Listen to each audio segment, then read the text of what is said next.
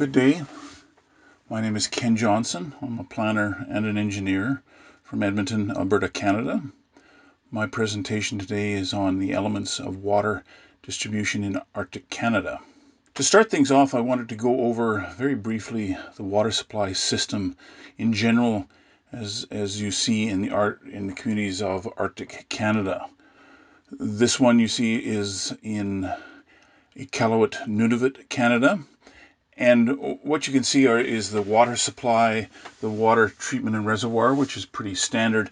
And then it goes into the community distribution system. And what you can see in there is actually three different distribution loops that come out of the water treatment and reservoir. So each of these loops may go to a residential area or residential commercial area, a residential area and industrial.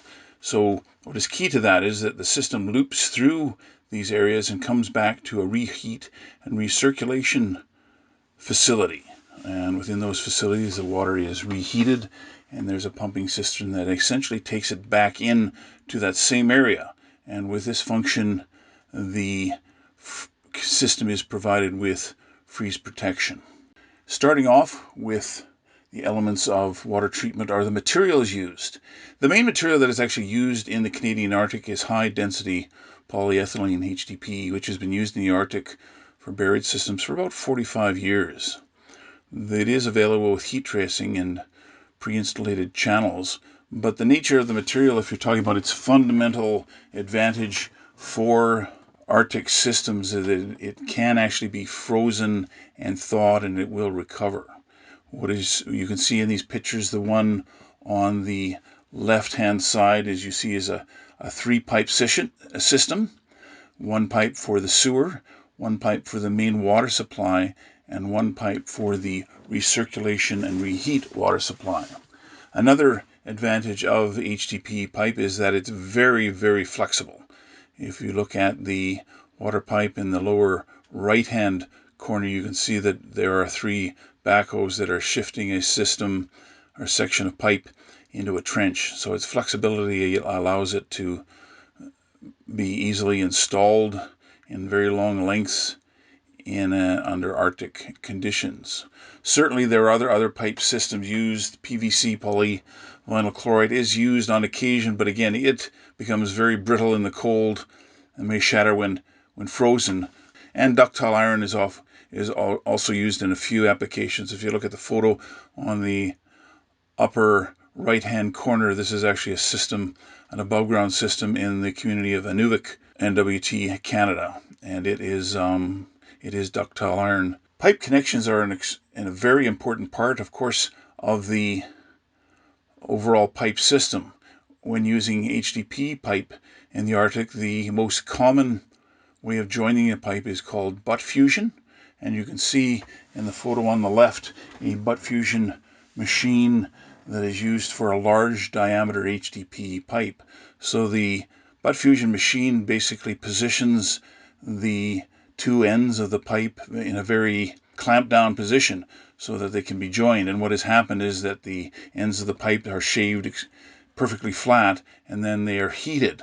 And with that machine, you can actually then, once they are heated to a certain temperature, they are pushed together, as you can see in the photo on the upper right-hand corner. And it becomes a bond that's equal to or even better than the original pipe. Another alternate method of joining HDPE pipe is electrofusion. And it is essentially a coupling system that is where the pipes are placed, ends of the pipes are placed inside the coupling, and then an electric current is run through the coupling, and it essentially warms up the coupling and bonds the coupling to the outer portion of the pipe. This, of course, is considerably easier to accomplish since you don't require the same machinery, but it doesn't necessarily perform as well as the butt fusion of HDPE pipe.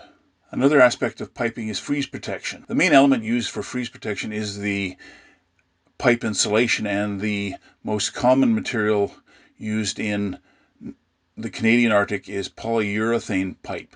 And this pipe is actually factory applied using a variety of specialty techniques. And it in fact is quite a specialized technique of applying the urethane foam to the outside of the pipe to make sure that you avoid any bubbles and you make sure that it is applied evenly. But what happens, of course, when you take the pipe into the field, as you can see on the photo on the right-hand side, is that the insulation on the pipe requires cutting so that the service connections can be made. With regard to piping, the element, another element is of freeze protection is the water recirculation and water heating. And the figure on the left-hand side shows just a very coarse schematic presentation where you've got the water distribution pump house, and then the pipeline makes its way through the community and actually returns. So with this system that's set up is that, generally speaking, you have a water reheat station at some point along the distribution system that provides some temperature input. So this water recirculation certainly provides probably the best freeze protection, just because you're using kinetic energy to keep the water moving at a minimum of 1 meter per second. But water heating is also a provision that is provided just as, I guess you could say, a factor of safety. Certainly in the application or the costs of operating this system, the costs of pumping is considerably low relative to the cost of heating. So what these systems will be operated at is certainly, in terms of water temperatures, only several degrees above zero or above freezing, so that you minimize the heat requirement but keep the water moving. However well a piping system is designed to prevent freezing, there is always the possibility that the system will freeze. So the main consideration when the thaw recovery is providing access points and being able to drain all the pipe by grading the pipes to the access points. The use of draining the system is a main factor in, I guess, thawing it. Hot water thawing is probably the recommended technology for thawing HDP and PVC pipes. But what in fact is done at times in the Canadian Arctic, if a section of pipe has frozen, that the pipe may remain frozen and taken out of service for the winter and allowed to thaw during the spring. Of course, this creates issues for, depending on what the section of pipe is actually servicing in terms of the importance of the buildings. You can see in this slide the access point in the photo on the upper left-hand side, and the photos on the lower left and lower right are just showing heat tracing that can be used to actually thaw the pipe systems as well. Insulation and protection, and very, very important that waterproofing is accomplished on the insulated pipe. Polyurethane is in fact a closed cell material, but over time moisture can penetrate the material to a certain extent. And of course, once an insulating material gets wet, it loses a considerable amount of its insulating value. Certainly when the pipe is originally manufactured, the manufacturer includes a jacket, a watertight jacket that effectively waterproofs the length of the pipe. But what in fact happens is that, of course, joining sections of pipe, there will be a non-sealed section, and as well when you're also making connections to the pipe, such as the photo shown on the upper right-hand side, where there is a service connections being made to a water line. So that when these service connections are made, or when in fact two pipes are joined, it's essential that the pipe is re-insulated, and you can use just plain urethane foam. You can see the coarse insulation in the photo on the upper right-hand side, but you can also use specially formed half shells, that they call it, or pre-manufactured pieces of insulation, such as shown on the left-hand side, where you've got this pre-manufactured section that is going over a pipe joint. And once that half shell, it's called, is put on, then there's another seal that is put around the pipe. The photo on the lower right-hand side actually shows an above ground system that is protected with a metal casing. Insulation thickness is an important aspect of the performance of pipe insulation. I mean, insulation is expensive, and therefore, in principle, the optimum level of insulation should be specified in consideration and consistent with the economics and the service goals.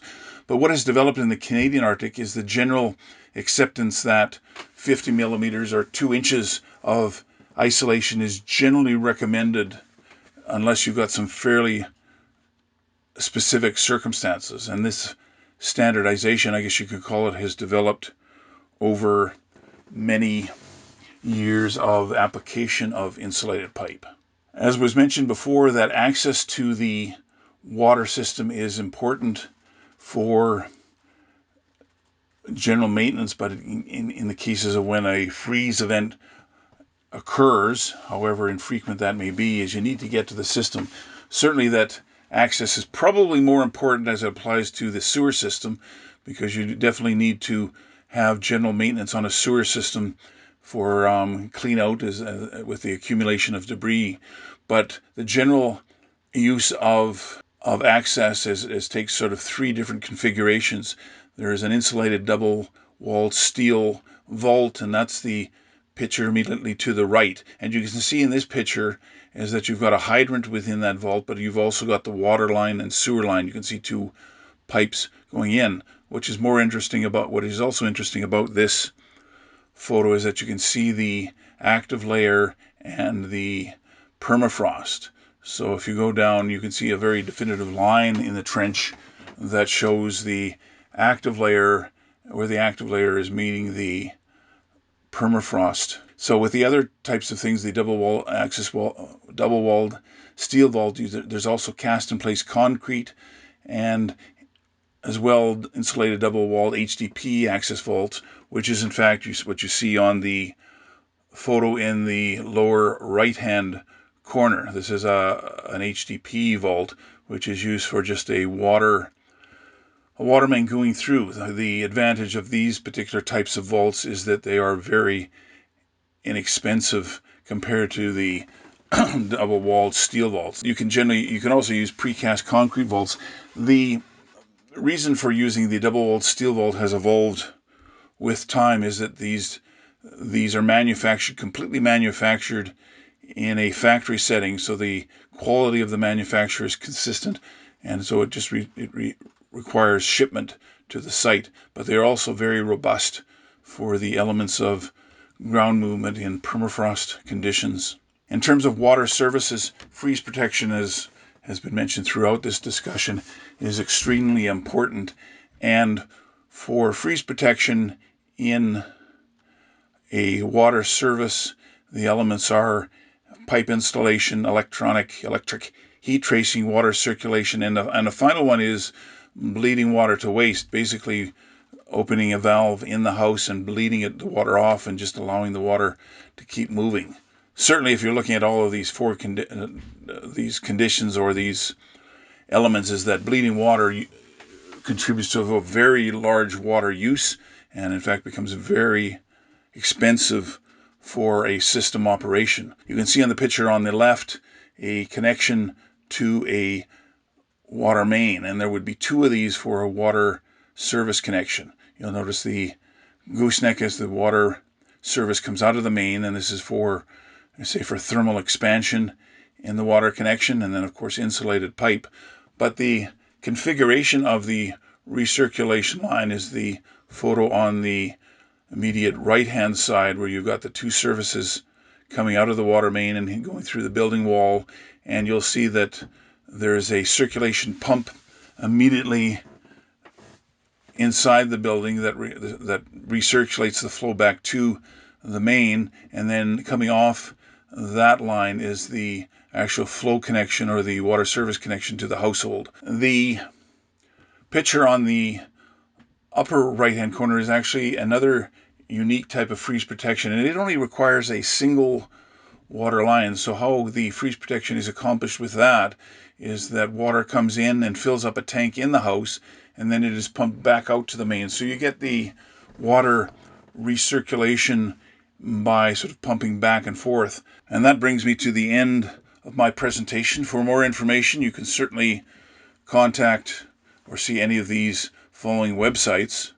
My name is Ken Johnson. I am a senior planner and engineer specializing in planning and engineering for remote and cold regions and location. My scope of practice spans over 30 years and includes community planning and various other aspects of community infrastructure.